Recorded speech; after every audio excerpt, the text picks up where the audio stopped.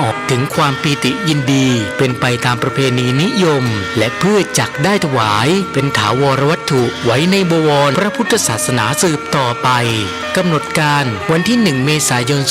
2565 เวลา 9 นาฬิกาคณะศรัทธาวัดบ้านแพะตกแต่งดาเครื่องไทยทานพระสงฆ์จำนวน 10 รูปสวดมาติกาทำบุญทักษิณานุปทานเวลา 19 นาฬิกาพระสงฆ์จำนวน 9 รูปเจริญพระพุทธมนต์สวดมนต์ตันสมโภชพระพุทธรูปวันเสาร์ที่ 2 เมษายน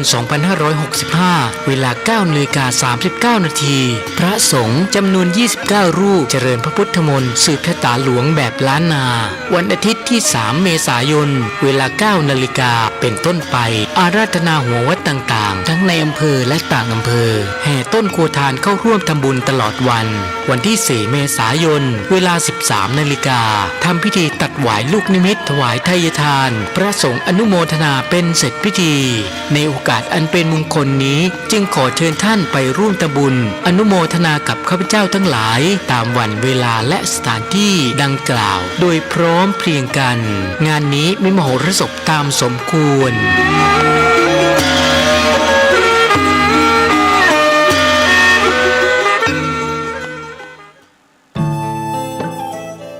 ท่านกำลังติดตามรับฟังสถานีวิทยุกระจายเสียงพระพุทธศาสนาแห่งชาติและสังคมคลื่นเพื่อการศึกษาพระพุทธศาสนาและวัฒนธรรมระบบ FM 104.5 เมกะเฮิรตซ์รายการต่อไปเป็นรายการคดีโลกคดีธรรม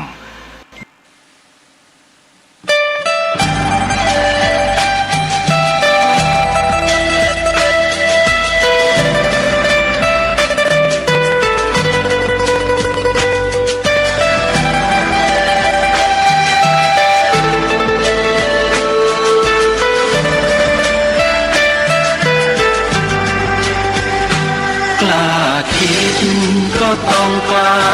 ทำอย่ากลัวถ้าทำความดีเป็นศึกษาปัญหาให้ทันท่วงทีเมืองไทยจะพัฒนากว่านี้รายการดีๆคดีโลกคดีธรรมขอรำพันบรรยายความคิดเครื่องหมายแห่งสีทั้งสามงามถนัดขาวคือบริสุทธิ์สีสวัสดิ์หมายพระไตรรัตน์และธรรมะคุ้มจิตไทยแดงคือโลหิตเราใสซึ่งยอมสละได้เพื่อรักษาชาติศาสนาน้ำเงินคือสีโสภาอันจอมกระชากถ้าโปรดเป็นของส่วนองค์จับริ้วเข้าเป็นไตรรงค์จึงเป็นสีธงที่รักแห่งเราชาวไทยทหารอวตารนำไปยงยุทธวิชัยวิชิตก็ชูเกียรติสยามประเทศไทยที่เจริญมั่นคงมาได้จนถึงทุกวันนี้มิได้เกิดขึ้นจากความหวาดกลัวอย่างคลาดเขลาแต่บรรพบุรุษไทยของเราทุกยุคทุกสมัยล้วนแต่มีความกล้าหาญและชาญฉลาดปกป้องเอกราชสร้างชาติให้เกิดความมั่นคงโดยมีธงแห่งพระไตรรัตน์เป็นเครื่องนำชัยจึงเป็นที่มาที่ไปของรายการคดีโลกคดีธรรมกล้าคิดก็ต้องกล้าทำอย่ากลัวถ้าทำความดีเป็นศึกษาปัญหาให้ทันท่วงทีเมืองไทยจะพัฒนากว่านี้รายการดีๆคดีโลกคดีธรรมรายการดีๆคดีโลกคดีธรรม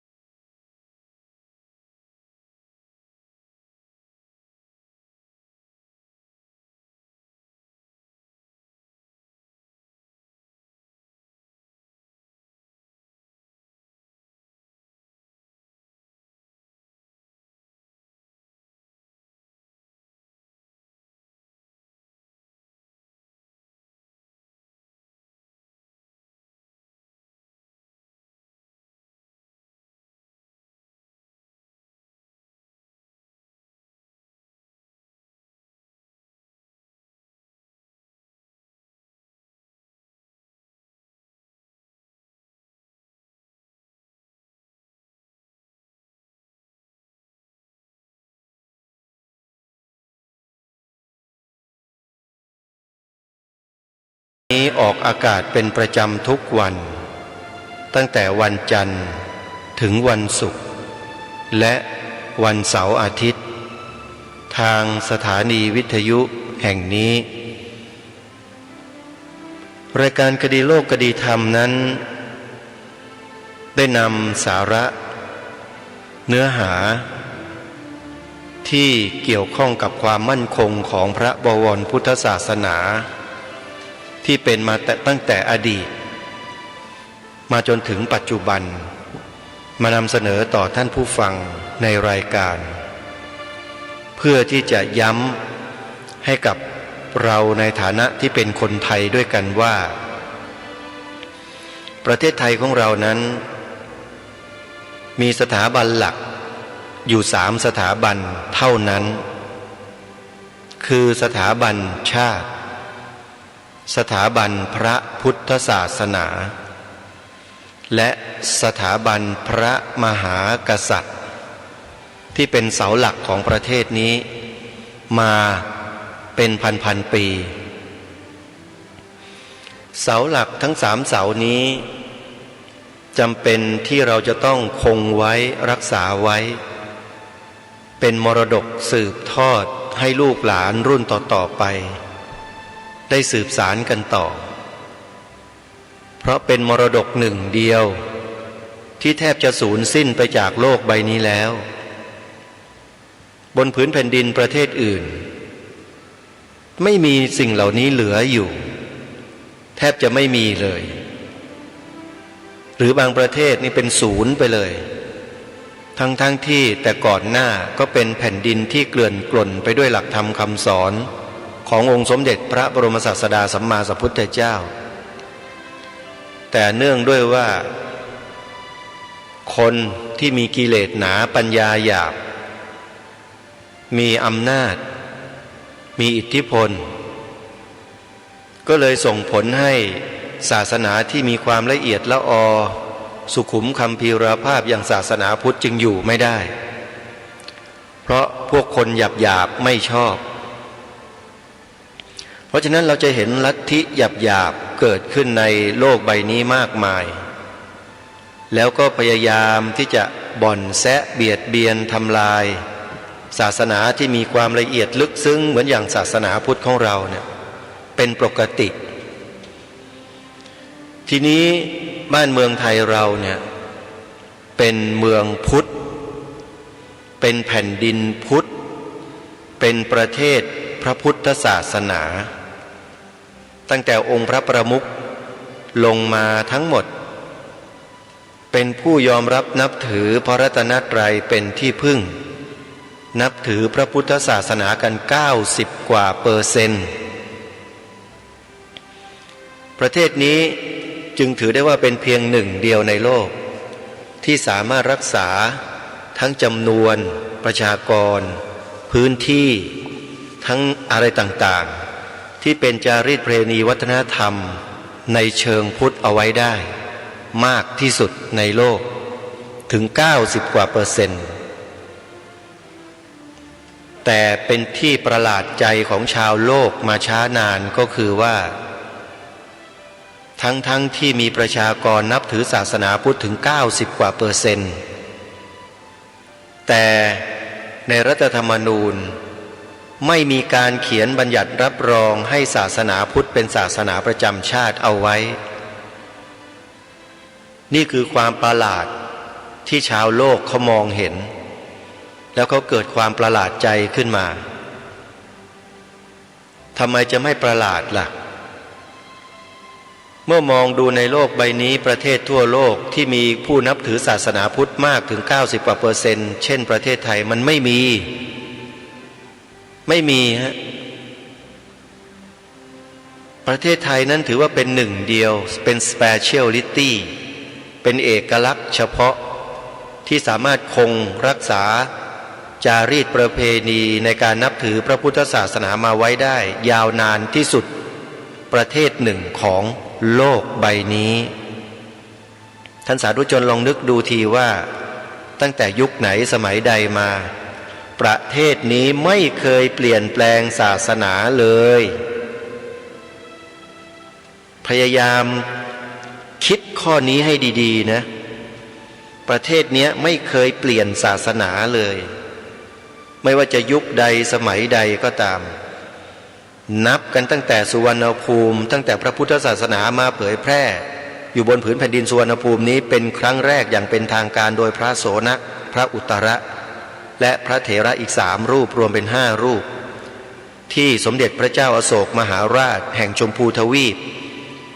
ได้ส่งพระสมณทูตเหล่านี้มาเผยแผ่พระพุทธศาสนาลงบนผืนแผ่นดินสุวรรณภูมินี้ปีพระพุทธศักราช234 2,300 กว่าปี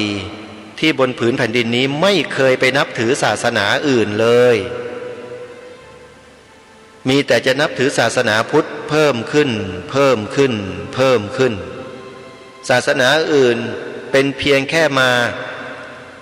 แอบอาศัยอิงอาศัยอยู่บนผืนแผ่นดินนี้เพื่อทำมาหากินหาเลี้ยงชีพตนเองเท่านั้นเอง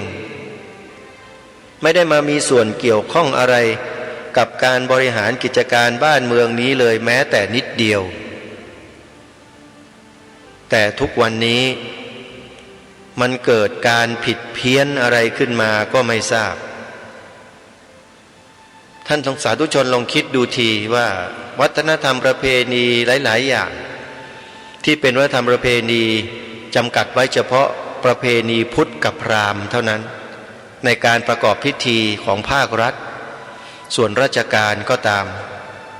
จะมีคือพิธีพุทธกับพิธีพราหมณ์จะคู่กันมาตามที่ราชสำนักกำหนด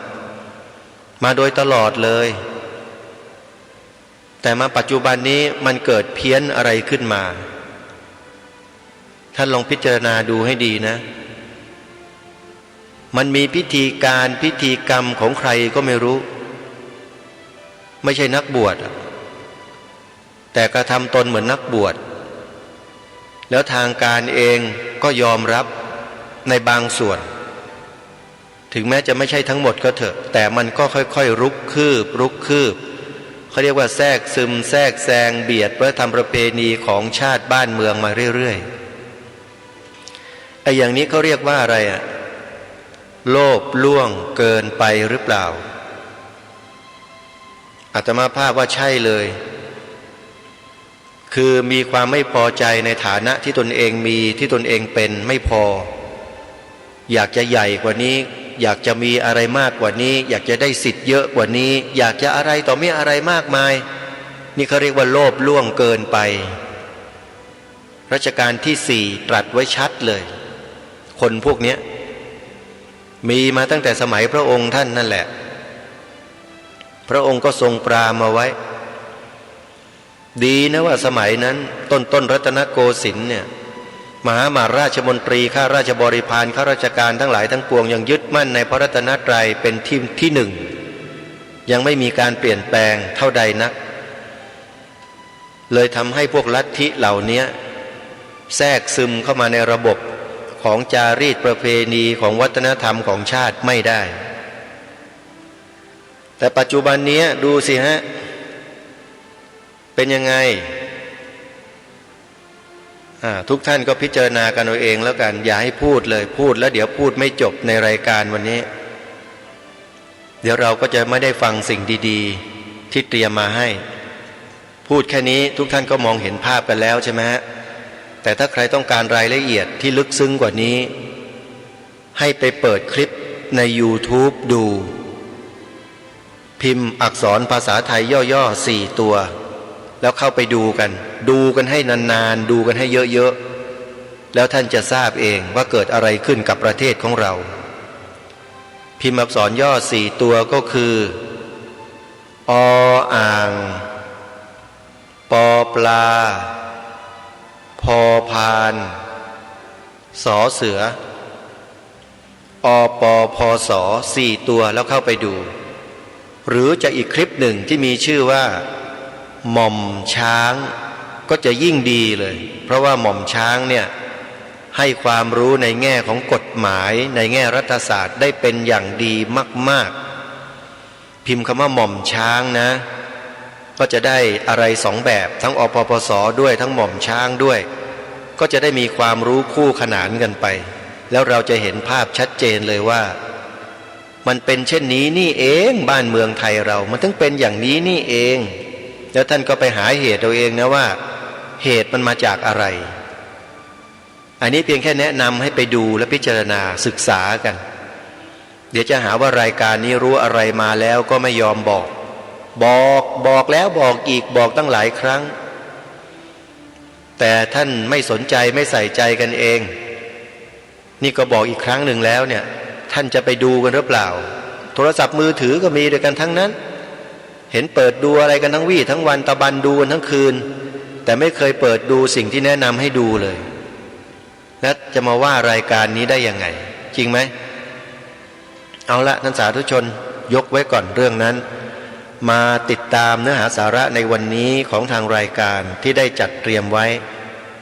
แนวพระดำริขององค์พระมหากษัตริย์แห่งกรุงรัตนโกสินทร์รัชกาลต่อไปคือรัชกาลที่2 3 4 5 6 7 8และรัชกาลที่9รัชกาลที่2พระบาทสมเด็จพระพุทธเลิศล่านภาลัยหลังจากพระองค์เสด็จเถลิงถวัลย์ราชสมบัติขึ้นครองราชย์เป็นรัชกาลที่2แห่งกรุงรัตนโกสินทร์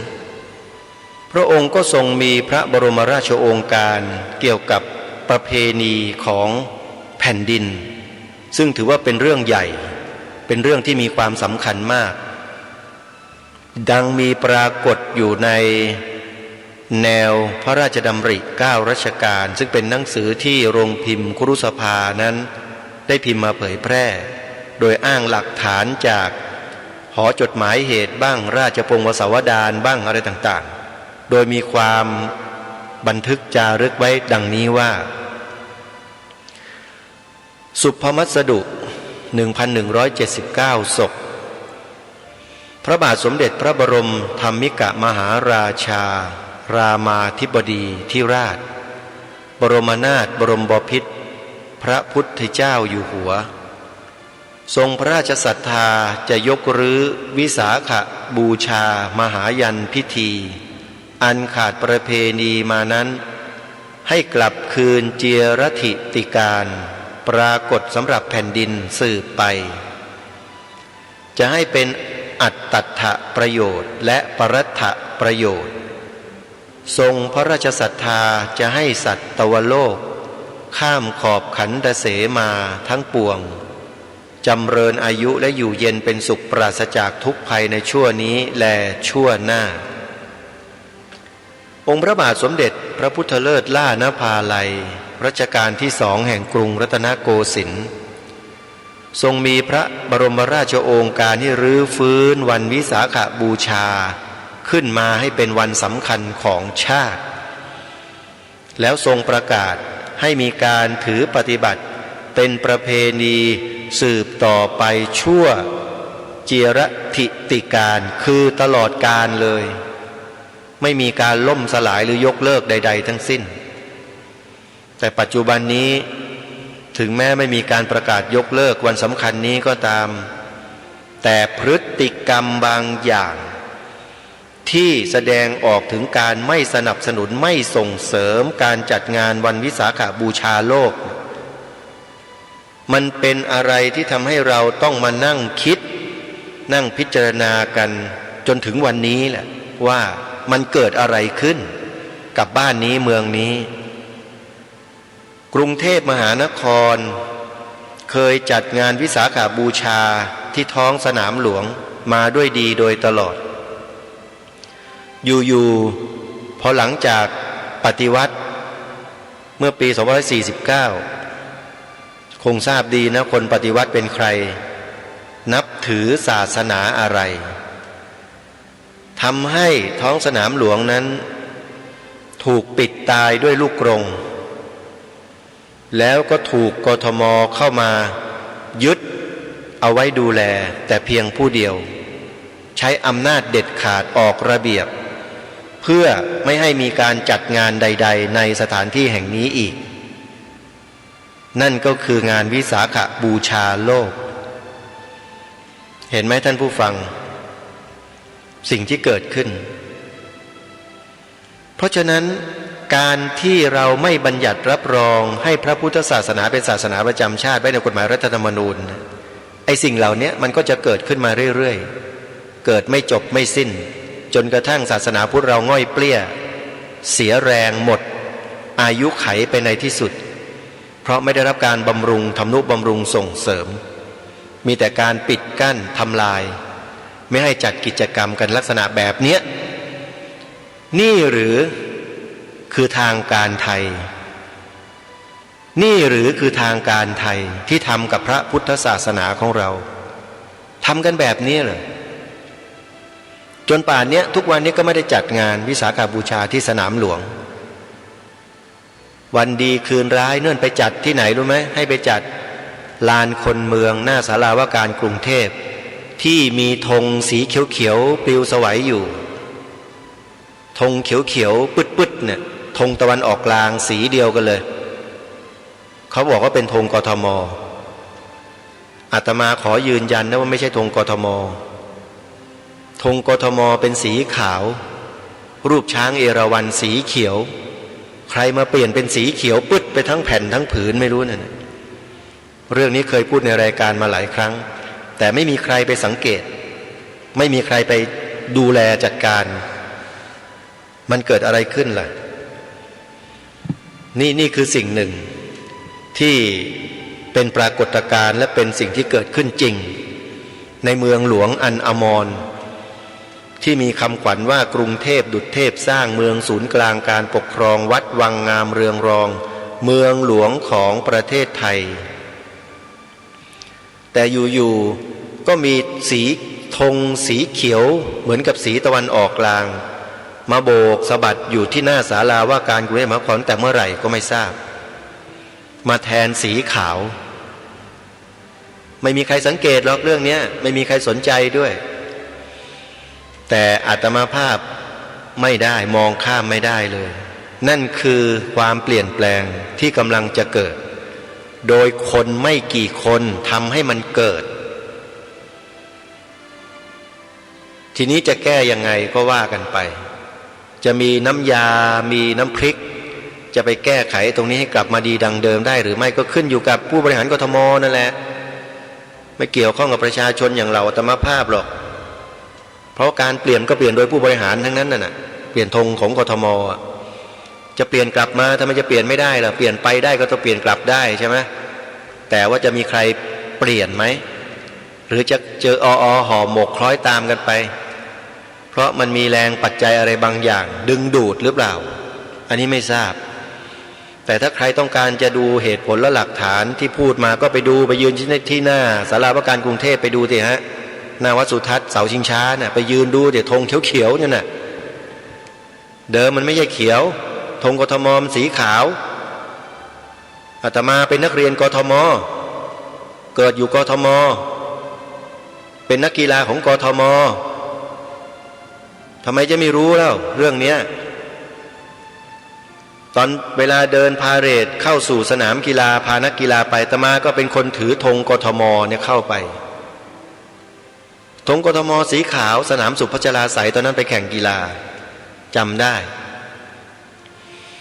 ท่านสาธุชนทั้งหลายสิ่งเหล่านี้ที่พูดเนี่ยไม่ได้หมายความว่าเราจะไปเบียดเบียนใครนะแต่เรากำลังถูกเขาเบียดเบียนแล้วเรากำลังที่จะแก้ไขด้วยวิธีการนำเอาสิ่งที่ถูกต้องที่ถูกลบล้างไปนั้นกลับคืนมาถามว่าผิดตรงไหนอ่ะคุณน่ะทำลายบ้านนี้เมืองนี้แท้ๆคุณที่ไปเปลี่ยนกันเนี่ยใครบ้างไม่รู้เดี๋ยวจะให้ทางอปปส.กับหม่อมช้างไปตรวจสอบไปเช็คบินดูว่าใครแล้วไปนำธงสีเดิมกลับมาให้หมดของกทม.เนี่ยให้สมกับคำขวัญของกรุงเทพมหานครที่ว่ากรุงเทพดุจเทพสร้างเมืองศูนย์กลางการปกครอง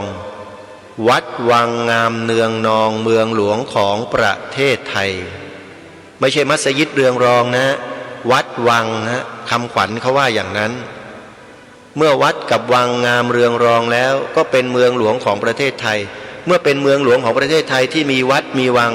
สีธงกทม.ก็ต้องกลับไปเป็นสีเดิม คือสีขาวแต่ไม่ใช่สีเขียวปื๊ดๆเหมือนอย่างเขียวของตะวันออกกลางนี่ไม่ใช่เขียวเนี่ยมันเขียวตะวันออกกลางชัดๆใครไปเปลี่ยนก็ไม่ทราบไปดูได้นี่พูดในฐานะเป็นนักเรียนของกรุงเทพสังกัดกรุงเทพมหานครเป็นนักกีฬาตัวแทนเขตธนบุรีไปแข่งที่สนามสุพัชราไสยมาก่อนมีประสบการณ์ตรงนะที่พูดเนี่ยไม่ใช่พูดแบบลอยๆคนไม่มีหลักฐานข้อมูลไม่เกี่ยวข้องอะไรกับกรุงเทพมหานครนี่พูดในฐานะเป็นคนกรุงเทพเป็นชาวกรุงเทพนะโยมอาตมาภาพเนี่ยไม่ใช่คนต่างจังหวัดเกิดกรุงเทพโตกรุงเทพเรียนกรุงเทพแข่งกีฬากรุงเทพเพราะฉะนั้นจึงเห็นความเป็นกรุงเทพมานมนานแล้วตั้งแต่เขายังใช้ธนบุรีเนี่ยเป็นจังหวัดธนบุรีอยู่เลยตอนเกิดมาเนี่ยแล้วก็มาเปลี่ยนเป็นเขตธนบุรีเมื่อก่อนนี้เขาไม่มีคำว่าแขวงเขาไม่มีคำว่าเขตหรอกเขาใช้คำว่าตำบลบุคโลอำเภอธนบุรีเขาใช้อย่างนี้ทั้งนั้นอาตมาเกิดในทันยุคนั้นน่ะถึงบอกไงว่าไอ้สัญลักษณ์เหล่านี้คุณเอามาใส่ทำไมเอามาใส่ไปเพื่ออะไรโลภล่วงเกินไปใช่ไหมเดี๋ยวก่อนเดี๋ยวถึงรัชกาลที่4แล้วท่านจะทราบนะเพราะฉะนั้นในรัชสมัยของพระบาทสมเด็จพระพุทธเลิศล่านภาลัยรัชกาลที่2ทรงประกาศเป็นพระบรมราชโองการเป็นกฎหมายสูงสุดของแผ่นดินของประเทศให้รื้อฟื้นวิสาขาบูชามหายัญญพิธีเนี่ยให้นำมาถือปฏิบัติตลอดกาลท่านใช้คำว่าให้กลับคืนเจรติธิการปรากฏสำหรับแผ่นดินสืบไปเลยแต่ปัจจุบันอย่างที่บอกกทมมายึดสนามหลวงเสร็จแล้วก็ปิดตีลูกกรงเรียบแล้วก็ออกระเบียบห้ามจัดกิจกรรมที่สนามหลวงไม่รู้ใครคิดไม่รู้ยังไงไม่ทราบแต่งานวิสาขาบูชายัญญพิธีของแผ่นดินนี้ถูกสกัดกั้นไม่ให้จัดที่ท้องสนามหลวงอีกต่อมาเห็นหรือยังแนวคิดแบบไหนที่เป็นแบบนี้ลองพิจารณากันดูนะลองพิจดูนะลองคิดให้ดีๆนะโยมอย่าเพิ่งว่าอาตมาภาพว่าปากอย่างนี้นะว่ามันคืออะไรงานของแผ่นดินของประเทศนะเนี่ยระดับประเทศสำคัญด้วยและพระมหากษัตริย์ทรงรื้อฟื้นขึ้นมาให้จัดพวกเราจัดมาโดยตลอดตั้งแต่ปี27โดยสมเด็จพระญาณสังวรสมเด็จพระสังฆราชสกลมหาสังฆปรินายกวัดบวรนิเวศวิหารทรงเป็นประธานครั้งแรกเปิดพระสุเมธาธิบดีอธิบดีสงฆ์วัดมหาธาตุยุวราชรังสฤษฎ์เป็นประธานจัดงานทุกปีร่วมกับท่านเจ้าคุณพระธรรมสิริชัยอดีตเจ้าวาดวรุณราชวรารามสองแรงแข็งขันช่วยกันจัดงานวิสาขาบูชากันมาโดยตลอดแล้วก็มีศูนย์ส่งเสริมพระพุทธศาสนาประเทศไทยโดยเจ้าคุณระแบบพระธรรมเมธาพรเป็นเรี่ยวแรงแข็งขันแต่ปัจจุบันนี้เป็นไงจบไม่เป็นไรเดี๋ยวรื้อฟื้นกลับมาได้ใจเย็นๆมาถึงรัชสมัยของพระบาทสมเด็จพระนั่งเกล้าเจ้าอยู่หัวรัชกาลที่3มีแนวพระดำริของพระองค์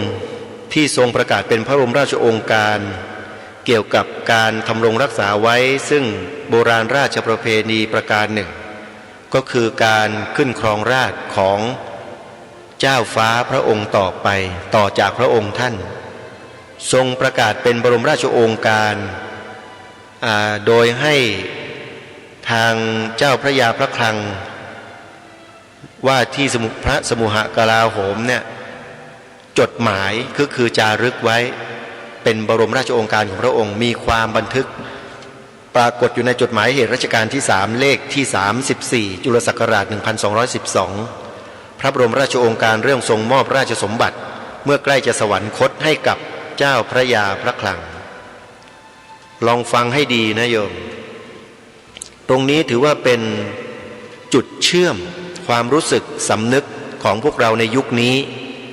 ไปสู่ยุคต้นกรุงรัตนโกสินทร์และก็ยุคต่อๆมาจนถึงพวกเราถ้าเรากำหนดจิตของเราให้ดีเราจะเห็นภาพชัดเจนเลยว่า สิ่งที่เราพากันทำพากันพูดพากันคิดอยู่นี้เนี่ย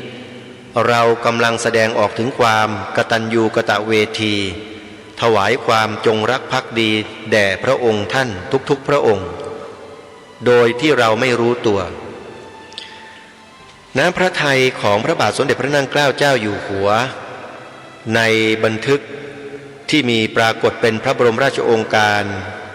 มีหลักฐานอยู่ในจดหมายเหตุรัชกาลที่3เลขที่34จุลศักราช1212ความตอนหนึ่งว่าด้วยกำลังทรงพระมหากรุณาเมตตากับไพร่ฟ้าข้าแผ่นดินเป็นอันมากทรงพระกรุณาดำรัสให้จดหมาย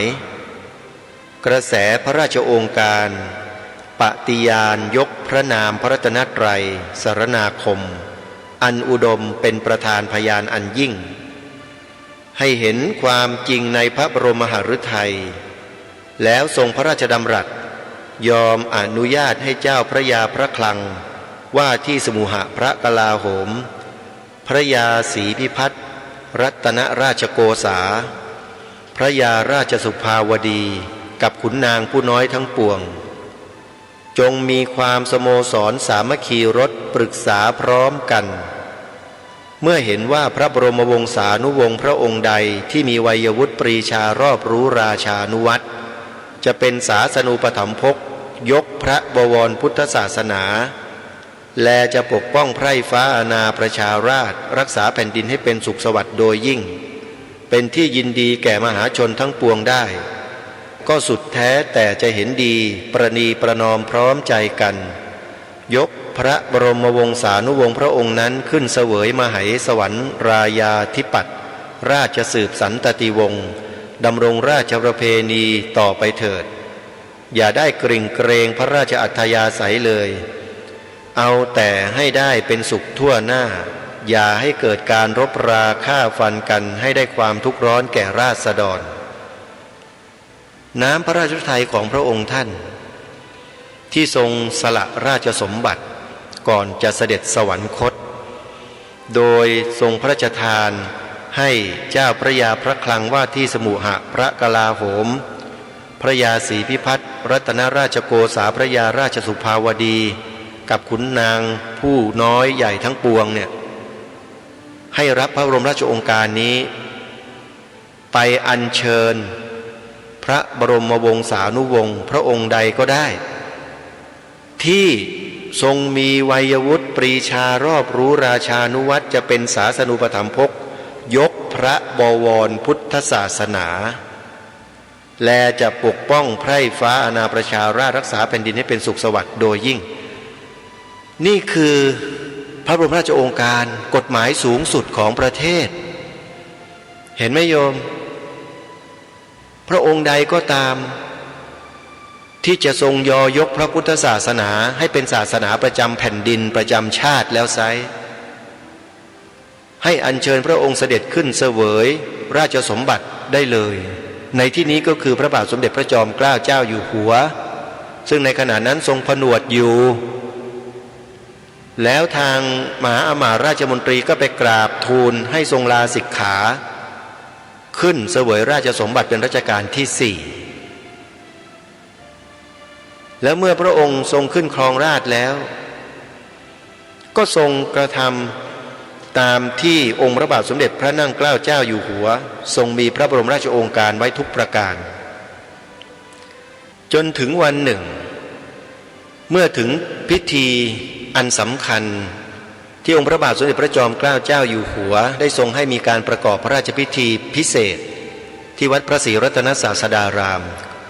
คือครั้งนั้นเนี่ยพระองค์ทรงมีพระศรัทธาที่จะนำเพชรส่วนพระองค์เพื่อไปประดิษฐานณที่พระอุณาโลมของพระแก้วมรกตที่เราเห็นอยู่ในปัจจุบันนี้แหละรัชกาลที่4พระองค์ได้ทรงพระราชทานเพื่อมาประดับที่พระอุณาโลมของพระแก้วมรกตที่อยู่ในพระอุโบสถวัดพระศรีรัตนศาสดารามเนี่ยก็มีเสียงซุบซิบนินทาของชาวต่างศาสนาเข้าพระเนตรพระกันของพระองค์ท่านพระองค์ท่านก็มีกระแสพระดำรัสขึ้นมาตอนหนึ่งเพื่อจะเตือนคนเหล่านั้นค ความตอนหนึ่งที่มีอยู่ในประชุมประกาศรัชกาลที่ 4 เล่มหนึ่งนะบันทึกไว้ความตอนหนึ่งว่าการพระราชบริจาคอันนี้ทรงพระราชดำริเห็นว่าไม่ขัดขวางเป็นเหตุให้ท่านผู้ใดขุ่นเคืองขัดใจเลยพระนครนี้เป็นถิ่นที่ของคนนับถือพระพุทธศาสนามาแต่เดิมไม่ใช่แผ่นดินของศาสนาอื่นคนที่ถือศาสนาอื่นมาแต่อื่นก็ดีอยู่ในเมืองนี้ก็ดีจะโทมนัสน้อยใจด้วยริษยาแก่พระพุทธศาสนาพระบูชาอันนี้ไม่ได้ด้วยไม่ใช่เมืองของศาสนาตัวเลยถ้าโทมนัสก็ชื่อว่าโลภล่วงเกินไปเห็นหรือยังท่านผู้ฟังว่าองค์พระประมุขของแผ่นดินผู้บริหารสูงสุดนะผู้บริหารประเทศสูงสุดถ้าเทียบในสมัยนี้คือนายกรัฐมนตรีนั่นแหละแต่สมัยนั้นเป็นระบอบสมบูรณาญาสิทธิราชย์พระองค์ทรงเป็นพระประมุขของแผ่นดินทรงประกาศเป็นบรมราชโองการหรือจะไม่ใช่บรมราชโองการก็แล้วแต่นี่คือคำประกาศของพระองค์ท่านถือเป็นกฎหมายสูงสุดของแผ่นดินเหมือนกันทรงประกาศชัดเลยนะพระนครนี้เป็นถิ่นที่ของคนนับถือพระพุทธศาสนามาแต่เดิมไม่ใช่แผ่นดินของศาสนาอื่นคนที่ถือศาสนาอื่นมาแต่อื่นก็ดีอยู่ในเมืองนี้ก็ดีจะโทมนัสน้อยใจด้วยริษยาแก่พระพุทธศาสนาพระบูชาอันนี้ไม่ได้ด้วยไม่ใช่เมืองของศาสนาตัวเลยถ้าโทมนัสก็ชื่อว่าโลภล่วงเกินไปในสมัยนี้คนต่างศาสนาที่แสดงอาการโลภล่วงเกินไปเยี่ยงนี้มีไหมท่านว่ามีไหมได้คืบเอาศอกได้ศอกเอาวาได้วาจะเอาเส้นได้เส้นจะเอาทั้งโยชน์หมดเลยยิ่งกว่าโลภล่วงเกินไปเสียอีกจริงหรือไม่ถ้าใครไม่เชื่อว่าโลภแค่ไหนไปเปิดดูคลิปอปพสนะแล้วจะเห็นความโลภของคนพวกนี้ชัดเจนนี่แหละจึงทำให้รายการคดีโลกคดีธรรมจึงต้องมาพูดในลักษณะเช่นนี้พูดเพื่อเตือนสติคนไทยพุทธที่นับถือศาสนาพุทธทุกคนนี่แหละอย่าลิงโลดไปเชียวนะอย่านอนใจเชียวอย่าคิดว่าไม่มีอะไรเชียวนะมันมีอะไรมากมายกว่าที่เราคิดเยอะแต่เราไม่รู้เองเพราะคนพวกนี้เวลาทำอะไรมันไม่ทำให้คนไทยตื่นมันทำเงียบๆแอบๆลักๆรอบๆทำกันเวลาออกกฎหมายมันก็ออกกันเงียบๆเฉียบเลยไม่มีใครมาทักท้วงต่อต้านเลยเงียบกริบนู่นออกมาตั้งแต่ปี2524ฉบับหนึ่งปี2540ฉบับหนึ่งแล้วก็มาแก้ไขเพิ่มเติมปี2559อีกฉบับหนึ่งหนักเลยทีนี้หม่อมหลวงกาญจพงศ์วรวุฒิหรือว่าหม่อมช้างพูดไว้ดีมากเรื่องกฎหมาย3ฉบับใครสนใจที่จะฟังเรื่องกฎหมาย3ฉบับดังกล่าวนี้นะให้เข้าไปใน YouTube พิมพ์คำว่ากฎหมาย3ฉบับหม่อมช้างกฎหมาย3ฉบับหม่อมช้างแล้วจะได้รู้ได้เห็นความจริงว่าเกิดอะไรขึ้นกับประเทศนี้รู้ตื่นกันสักทีพวกเราอย่าหลับไหลกันอยู่เลยสิ่งที่แนะนำให้ไปดูนะขอให้ไปดูกันเถอะจะได้รู้กันไม่ใช่มานั่งเม้ามอยกันอยู่อย่างนี้ มาว่าแต่รายการคดีโลกคดีธรรมกันอยู่ทุกวี่ทุกวันเนี่ยมานินทากันอยู่นั่นแหละเดี๋ยวปากก็เน่ากันสักทีฮะพวกเราเนี่ยแนะนำอะไรให้ไปดูก็ไม่ค่อยไปดูกันหรอกขี้เกียจแต่เวลาเล่นเกมเนี่ยเล่นมันทั้งวันทั้งคืนแต่มันขี้เกียจจริงหรือเปล่าเนี่ยคนไทยมันเป็นอย่างนี้อาตมาจึงต้องมาพูดจาแบบนี้ไงไม่ไหวอะอาตมาว่าไม่ไหวถ้าคนแบบนี้นะไม่รักบ้านไม่รักเมืองรักแต่ความสุขสนุกสนานส่วนตัวเฮฮาอยู่อย่างเดียวแล้วบ้านเมืองก็ล่มจมหมดก็เพราะคนพวกนี้แหละไม่เอาฐานแต่ปากดีนะคนพวกนี้ปากนี้จัดเลยเวลานินทาชาวบ้านเขาเนี่ยไร้ประโยชน์มากคนพวกนี้นะมือไม่พายแล้วยังเอาตีนราน้ำกันเนี่ยระวังให้ดีนะจะเข้าข่ายกันนะพวกเราถ้านั่งกันนิ่งๆเฉยๆอย่างน้อยเราก็ต้องทำสิ่งที่ทางรายการได้แนะนำไปขั้นพื้นฐาน3 ข้อเราก็ต้องทำกันให้ได้นะฮะเอาละเดี๋ยวมาดูแนวพระดำริของรัชกาลรัชกาลที่5พระบาทสมเด็จพระจุลจอมเกล้าเจ้าอยู่หัวกันต่อหลังจากสิ้นรัชกาลที่4รัชกาลที่5ทรงเสด็จขึ้นเถลิงถวัลย์ราชสมบัติเป็นองค์พระมหากษัตริย์รัชกาลที่5แห่งกรุงรัตนโกสินทร์ครั้งหนึ่งพระองค์จะเสด็จไปประพาสยุโรปแต่ด้วยพระองค์ก็ทรงห่วงว่าข้าราชบริพารพระบรมวงศานุวงศ์ทั้งหลายพระเถรานุเถระทั้งหลายที่อยู่ในประเทศเนี่ยจะเกิดความวิตกกังวลจิตกังวลใจไปพระองค์ท่านก็เลยทรงให้มีการประกอบพระราชพิธีศรีสัจจะปานการขึ้นซึ่งเป็นพระราชพิธีที่ทรงสาบานนะพูดง่ายๆทรงสาบานณในพระที่นั่งไพศาลทักษิณภายในพระบรมมหาราชวังโดยมีความปรากฏเป็นจารึกลายพระลิขิตของพระองค์ท่านโดยตรงเลยว่าข้าพเจ้าขอปฏิญาณตนเฉพาะหน้าพระสงฆ์เถรานุเถระทั้งหลายอันประชุมอยู่ณที่นี้ว่าการที่ข้าพเจ้าคิดจะไปประเทศยุโรปณครั้งนี้ด้วยข้าพเจ้ามุ่งต่อความดีแห่งพระราชอาณาจักรและด้วยความหวังว่าจะเป็นประโยชน์แก่ตัวข้าพเจ้าด้วยเพราะฉะนั้น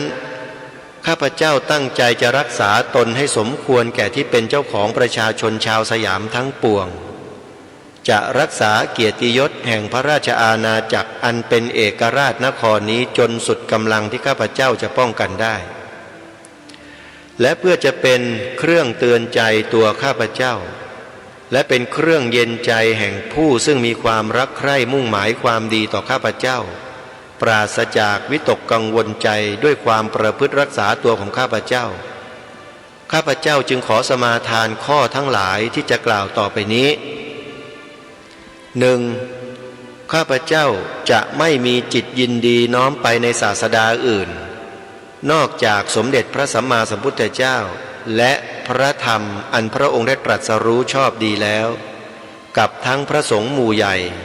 อันได้ประพฤติตามคำสั่งสอนของพระสัมมาสัมพุทธเจ้าพระองค์นั้นเลยเป็นอันขาดจนตราบกว่าสิ้นชีวิต 2. การที่ข้าพเจ้าไปครั้งนี้แม้ว่าจะช้านานเท่าใดก็ดีข้าพเจ้าจะไม่ร่วมประเวณีด้วยสตรีใดจนกลับเข้ามาถึงในพระราชอาณาเขต 3. ถึงแม้ว่าจะไปในประเทศซึ่งเขาถือกันว่าจะให้การให้สุราเมรัยไม่รับเป็นการเสียกิริยาอันดีหรือเพื่อป้องกันโรคภัยอันเปลี่ยนอากาศเป็นต้นข้าพเจ้าจะไม่เสพสุราเมรัยให้มึนเมาเสียสติหรือแม้แต่มีกายวิกลเกินปกติเป็นอันขาดคำปฏิญาณสมาทาน3ประการนี้ข้าพเจ้าได้ทำไว้เฉพาะหน้าพระสงฆ์เถรานุเถระอันได้มาประชุมในการพระราชพิธีศรีสัจปานการแห่งผู้สำเร็จราชการแผ่นดินต่างพระองค์และที่ปรึกษาของผู้สำเร็จราชการณพระที่นั่งไพศาลทักษิณในบรมมหาราชวังวันที่21มีนาคมรัตนโกสินทร์ศก115 พระพุทธศาสนายุคการ 2,439 พรรษาเป็นวันที่ 1358 ในรัชกาลปัจจุบันนี่คือหลักฐานที่ปรากฏเป็นลายลักษณ์อักษรชัดเจนและเป็นลายพระหัตถ์ของพระองค์เองด้วยที่ทรงจารึกบันทึกไว้เพื่อทรงประกาศปฏิญาณพระองค์ต่อหน้าพระสงฆ์เถรานุเถระและพระบรมวงศานุวงศ์อมาตย์ราชมนตรีทั้งหลายทั้งปวงเป็นการยืนยันพระองค์เองว่ายังไงพระองค์ก็ไม่สามารถจะเปลี่ยนไปนับถือศาสดาอื่นได้เลยนอกจากสมเด็จพระสัมมาสัมพุทธเจ้าและพระธรรมมันพระองค์ได้ตรัสรู้ชอบดีแล้วกับทั้งพระสงฆ์หมู่ใหญ่อันได้ประพฤติตามคำสั่งสอนของพระสัมมาสัมพุทธเจ้าพระองค์นั้นเลยเป็นอันขาดจนตราบกว่าสิ้นชีวิตทรงใช้พระชนชีพของพระองค์ปฏิญาณว่าทรงจะไม่เปลี่ยนศาสนาแน่นอนเห็นหรือยังท่านผู้ฟังฮะใครที่จงรักภักดีแด่องค์พระบาทสมเด็จพระจุลจอมเกล้าเจ้าอยู่หัวรัชกาลที่ 5อย่างเรียกว่าซาบซึ้งลึกซึ้งเนี่ยให้สำนึกในพระมหากรุณาธิคุณของพระองค์ในข้อนี้กันไว้ด้วยให้สำนึกไว้ด้วยนะพระองค์ท่านไม่ทรงเปลี่ยนศาสนานะโยมแล้วพวกเราเปลี่ยนหรือเปล่าหรือปล่อยให้ลูกเราเปลี่ยนขายตัวให้ชาวต่างศาสนาหรือเปล่าเขาเอาเงินมาซื้อหรือเปล่าอันนี้ตั้งคำถามเฉยๆถ้ามีก็ต้องตอบไม่ต้องตอบอาตมาหรอกตอบตัวเองเห็นไหมองค์พระมหากษัตริย์ทรงกระทำเป็นแบบอย่างแล้วจะมาให้อาตมาภาพรายการคดีโลกธรรมดำเนินรอยตามเบื้องพระยุคลบาทได้อย่างไรจึงได้มาเชิญชวนเราท่านทั้งหลายทั้งปวงเนี่ยให้ยืนหยัดอยู่บนหลักการที่องค์พระมหากษัตริย์ทุกๆพระองค์ได้ทรงวางรากฐานที่ดีงามนี้ไว้ให้มั่นคงเถิดอย่าได้งอนแง่นคลอนแคลนอย่าได้เสื่อมคลายจางหายไปเลยให้มีความหนักแน่นและมั่นคงยิ่งขึ้นแล้วการที่จะหนักแน่นมั่นคงยิ่งขึ้นได้นั้นเราต้องปฏิบัติตามพระองค์ท่านอย่างที่รายการคดีโลกคดีธรรมแนะนำนี่แหละให้ทำ3 ข้อเนี่ยทำไปเถอะจะทำให้ศาสนาพุทธในเมืองไทยเรามั่นคงไปถึง 5,000 ปีได้เลยถ้าเราทำกันนะแต่ถ้าไม่ทำก็ไปไม่ถึงอีกไม่กี่ปีก็อาจจะหมดก็ได้ถ้ายังเฉยๆกันอยู่แต่ถ้าทำมีโอกาสสูงมากที่จะไปถึง 5,000 ปี3 ข้อนั้นคืออะไรล่ะ 1. กล่าวพูดคำนี้ถ่ายทอดคำนี้ให้ลูกหลานเราด้วยคือคำว่าพระพุทธศาสนาเป็นศาสนาประจำชาติไทยของเราข้อ 2. ท่องจำบทพระราชนิพนธ์ความหมายธงไตรรงค์ให้ขึ้นใจให้ได้จำให้ขึ้นใจให้ได้แล้วถ่ายทอดต่อไปยังลูกหลานเยาวชนนักเรียนนักศึกษาต่อไปให้เป็นออริจินอลเดียวกันหมดทั้งประเทศข้อ 3. ขึ้นทะเบียนเขียนใบสมัครปฏิญาณตนเป็นพุทธมามกะตลอดชีวิตตามรอยเบื้องพระยุคลบาทให้ได้ใบสมัครดาวน์โหลดในเว็บไซต์ของสภาพุทธบริษัทภาคประชาสังคมจิตอาสา Voluntary Buddhist Council of Civil Society vbcs-66.com นั่นแหละคือเว็บไซต์ที่ท่านสามารถดาวน์โหลดใบสมัครออกมาได้แล้วท่านก็พิมพ์ถ่ายเอกสารเพิ่มเติมแจกแล้วก็เขียนรายละเอียดให้ครบเซ็นชื่อให้ถูกต้องติดรูปถ่ายหน้าตรงไม่สวมแว่นสีขนาด2 นิ้ว1 ใบที่ใบสมัครแนบสำเนาบัตรประชาชนลงชื่อให้ถูกต้องเก็บไว้เตรียมไว้นะทำไว้ก่อนเลยไม่ต้องรอให้ใครไปบอกเนี่ยบอกแล้วอาตมาภาพบอกแล้วให้ทุกคนทำเตรียมไว้แล้วเดี๋ยวพอลงพื้นที่สัญจรก็รับสมัครกันได้ทันทีนี่ได้ข่าวว่าทางดีดีทีวีจะไปสัญจรอยู่ที่สุพรรณบุรีเนี่ย ญาติโยมชาวสุพรรณบุรีที่ฟังรายการอยู่พร้อมไหมทำใบสมัครเขียนเรียบร้อยติดรูปถ่ายเรียบร้อยแนบสำเนาบัตรประชาชนลงชื่อเซ็นกำกับเรียบร้อยหรือยังทำไว้ให้พร้อมโยมอาตมาภาพจะไม่หอบอะไรไปหรอกนะโยมนะคือไปถึงก็เห็นใบสมัครของโยมเรียบร้อยแล้วก็รับสมัครเลยนั่นแหละอาตมาจะรวบรวมเก็บไว้ในฐานข้อมูลเองนะฝากไว้ทุกท่าน3ข้อนี้ให้เราทำกันให้ได้เอาละท่านสาธุชนเวลาของรายการหมดนะเดี๋ยววันพรุ่งนี้เรามาฟังกันต่อคิดว่าน่าจะจบในวันพรุ่งนี้แหละแนวพระดำรินี้แล้วเดี๋ยวจะได้มาฟังพระอาจารย์สมภพโชติปัญโยท่านบรรยายไว้นะเมื่ออดีตเป็นที่น่าสนใจมากนะเดี๋ยวติดตามรับฟังพร้อมๆกันวันนี้เวลาของรายการหมดลงแล้วอาตมาภาพต้องขอสมมุติยุติรายการไว้แต่เพียงเท่านี้ไว้พบกันใหม่ในวันพรุ่งนี้ขอความสุขสวัสดีในธรรมแห่งองค์สมเด็จพระบรมศาสดาสัมมาสัมพุทธเจ้าจงปรากฏเกิดมีขึ้นในจิตใจของท่านผู้ฟังทุกท่านทุกคนเทินขอเจริญพรกล้าคิดก็ต้องกล้าทำอย่ากลัวถ้าทำความดีเป็นศึกษาปัญหาให้ทันท่วงทีเมืองไทยจะพัฒนากว่านี้รายการดีคดีโลกคดีธรรมขอรำพันบรรยายความคิด